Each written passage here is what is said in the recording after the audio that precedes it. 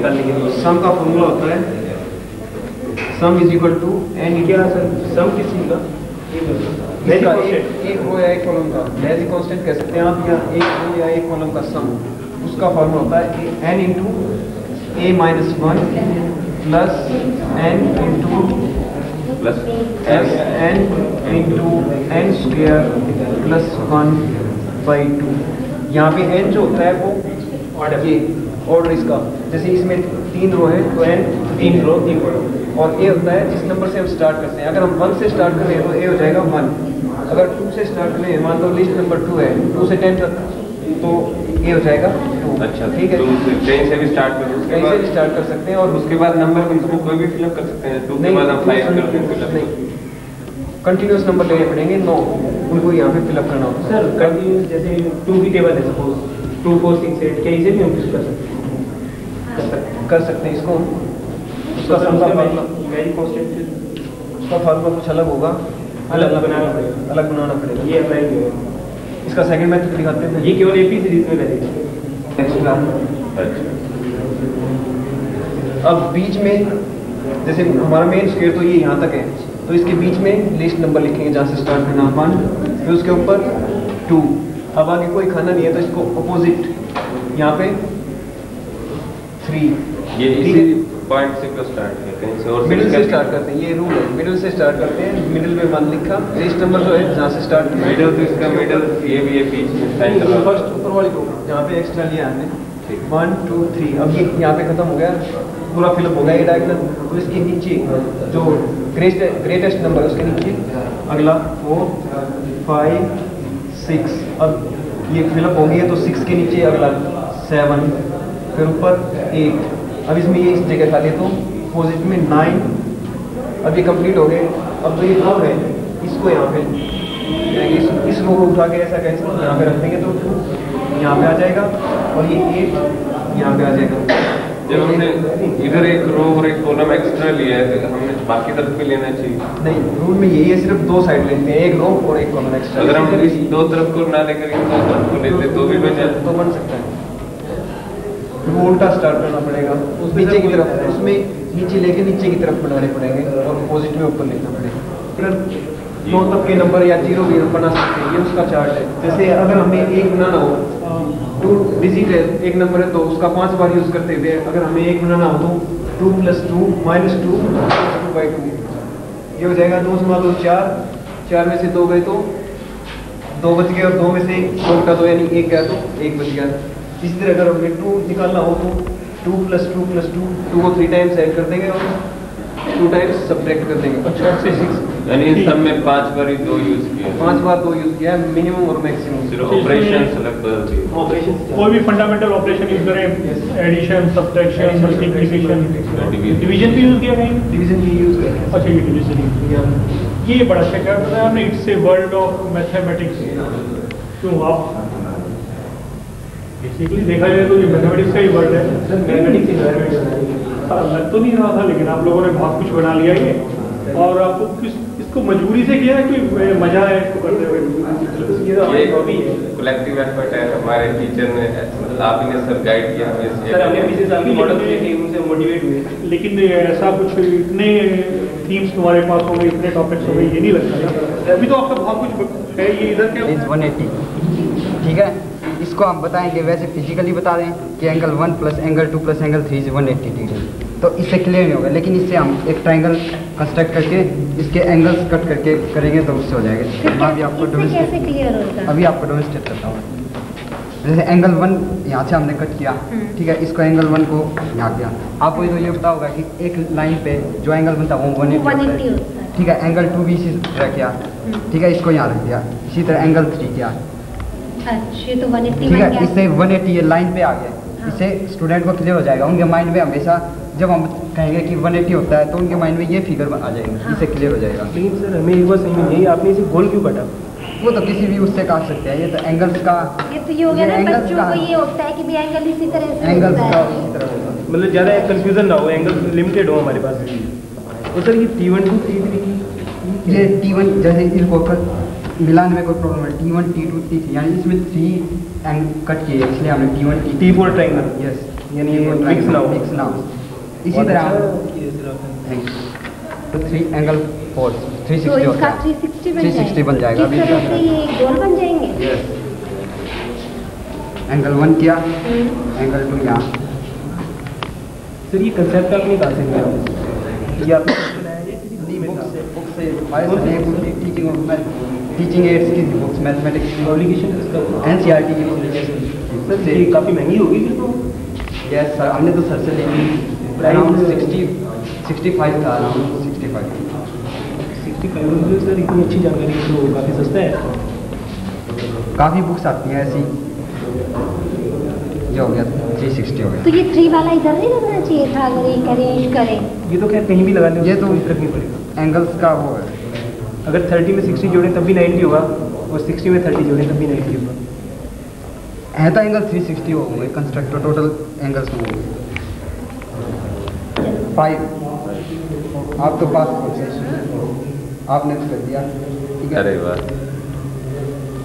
इसका बेसिक ये है 20 स्टिक्स हैं, इसलिए हमने 5 में 20 यूज होंगे डिवाइड करके सर, Divide। क्योंकि हमें कुल 5 स्क्वायर चाहिए, 20 मैच स्टिक है, तो हम उसे डिवाइड करेंगे। तो प्रत्येक में 4 मैच स्टिक लगेंगी प्रत्येक बॉक्स में, और ऐसा तभी पॉसिबल है जब वो डायगोनली अरेंज हो। आप तो पहले चाहिए। ये अम्यूजमेंट के लिए वैसे ही क्लास में भाई स्टूडेंट बोर हो जाते हैं तो बीच में हम लेक्चर के बीच में यूज कर सकते हैं। इसका भी स्टूडेंट का अटेंटिव हो जाएंगे स्टूडेंट बाकी आगे स्टडीज में। आपको नहीं लगता कि बच्चों का ध्यान फिर इधर ही चला जाएगा? नहीं, वो तो फिर ये मिनिमम आप एक बार ये पकड़ा दो सर ये करने और ये अम्यूजमेंट के लिए सर एक इनको इधर ले जाना है। ये सर रेड को ब्लैक की तरफ ब्लैक हो जाएगा कोशिश करते हैं इसको यहाँ ले आए। सर, हो तो जाएगा, लेकिन मेन प्रॉब्लम इसमें ये है कि मिनिमम स्टेप्स में करना है। मिनिमम स्टेप में स्टेप काउंट होते हैं। स्टेप फिर जो मिनिमम में कर पाएगा, ये ऐसा कुछ है।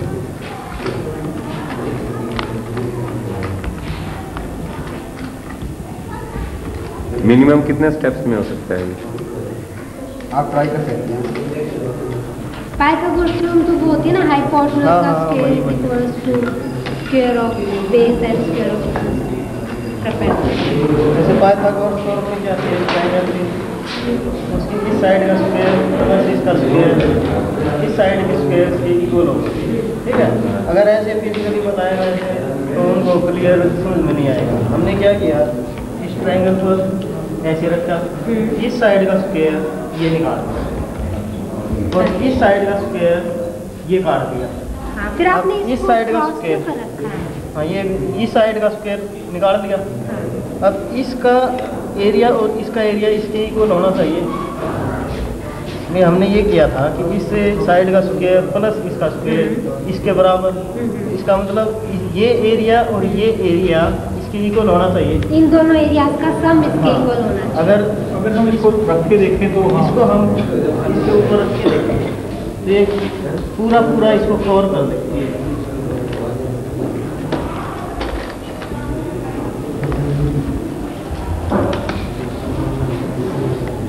ये एकदम इसमें इसमें इसके अपोजिट एंगल का सम 180 होता है। तो ये इसको स्पेशल टाइप से काट के इसका सम और इसका सम हम 180 करके दिखा सकते हैं। जैसे ये 180 हो गया। ठीक है, इसी तरह से अब तीनों और इसी एक टाइप साथ से इसको कर अगर दिखाएं ये भी आपका 180 ही बढ़ेगा। दें। ये और दूसरी थ्योरम है, इसमें क्या होता है कि एक्सटर्नल एंगल्स का सम, कोई भी ये पेंटागन है उसके एक्सटर्नल एंगल्स का सम 360 होगा। हाँ, तो इसका इस साइड्स को हमने आगे बढ़ाया, इस तरफ से इसको बढ़ाया, एक्सटर्नल ये बन गया। इसी टाइप से इसको आगे बढ़ाने से ये एक्सटर्नल, इसी तरह से इसके एक्सटीरियर को जोड़ेंगे तो 360 बन हम जाएगा। इन सब को हम जोड़े तो ये 360 बन जाएगा। ये इस तरह लगाया और इसको इस तरफ से लगा दिया। ये जो है 360 कंप्लीट सर्कल कंप्लीट हो जाता है। 360 अच्छे एफर्ट्स हैं बच्चों को रिमाइंड करते हैं। एकदम क्लियर। कौन कौन से कार्ड में अप्लाई है हम आपको नंबर बताएंगे। अच्छा, सोच लिया मैंने नंबर। आपको कार्ड बाद कौन कौन से कार्ड में सेकंड में है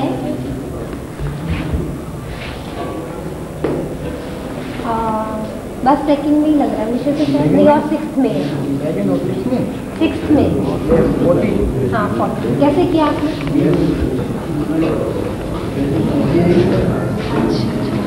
कैसे किया आपने?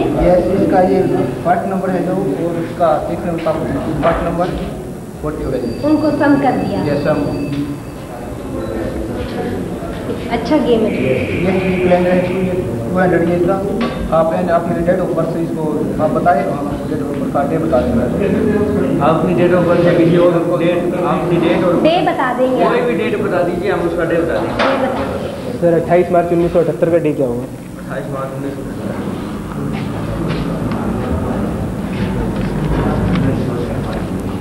28 March sir, Tuesday 7th March 1978। It is very interesting. 1978 है। 7th March। 7th March sir, वो Tuesday right? Yes right. Very good. फिर तो सर ये वर्ड मीनिंग? हाँ जी बोलिए। 12th of 12 अक्टूबर थर्सडे था। सर ये क्या है? ये सर जो न्यूज़पेपर जो हम रोज आना पड़ते हैं उसको आसानी से पढ़ने के लिए ये वर्ड्स हैं जो उसमें डिफिकल्ट वर्ड्स हैं, उनसे चूज़ किए हुए, उनसे सेलेक्ट किए हुए, जिसकी सहायता से हम न्यूज़पेपर को कोई भी आदमी आसानी से पढ़ सकता है। सर ये चूज़ किसने किए वर्ड? ये सर बाहर से प्रोफेसर आए थे, गुरु जम्बेश्वर यूनिवर्सिटी से, वहाँ से प्रोफेसर आए थे, उन वही वर्ड चूज करके लाए थे, और हमारे क्लासमेट संजीव कुमार ने इनका जो है मतलब कि अर्थ निकाल के लिखे हैं। सर ये कितने वर्ड मीनिंग थे? अच्छा ये वर्ड्स हैं, ये वाले? ये वर्ड्स हैं, ये लगभग 900 लगभग 872 है। 800। और सर ये सारी मीनिंग है जी, नहीं याद करके हम अंग्रेज बन सकते हैं। अलग तो भूल जाते हैं, जो कॉमन चीज़ें होती हैं, जो मैथ की बेसिक चीज़ें, वो इस खेल के द्वारा, एक तो ये सांप सीढ़ी है, सांप और सीढ़ी हिंदी में, लैडर्स एंड स्नेक। जैसे लैडर्स होती है ना, स्नेक होता है, वैसे ही मतलब जैसे हम यहाँ से 2 बच्चे खेलने लगे हैं और 6th 7 भी आ गई, 7 से लैडर वैसे ओरिजिनल होता है, इससे लैडर चलती 26 के लिए, लेकिन यहाँ लैडर ना हो गए, वहाँ लिखा go to the value 16 composite number, जिससे कंपोजिट नंबर कितना होगा सर? 26 सर। तो ये आपने पीछे दिया हुआ है। जी हाँ, यहाँ उसकी मेंटल एक्सरसाइज मेंटल भी और फिजिकल। तो सर ये जो लूडो है, ये ट्रेडिशनल लूडो जो हमारा है, वहीं पे जहाँ से सांप थे हाँ जी, वहाँ वहीं से बिल्कुल सेम, लेकिन यहाँ सांप सीढ़ी को उठा के उनकी प्लेस पे वैल्यूज रखी गई है। जैसे सर ये है go to the value of the, GTT VOT का मतलब go to the value of the square root of 25। It means we have to go to 5। यहाँ से स्नेक ने काटा और हम 5 पे आ गए। बिल्कुल इसी प्रकार से सारी वैल्यूज हैं। बिल्कुल। वाह सर, ये तो बहुत अच्छा है। जी इसका सर आइडिया कहाँ से मिला इसे बनाने का? ये आइडिया सांप सीढ़ी से मिला है। Oh very creative thinking. ये तो बड़े कलर लगा रखे हैं आपने, ये सब क्या है?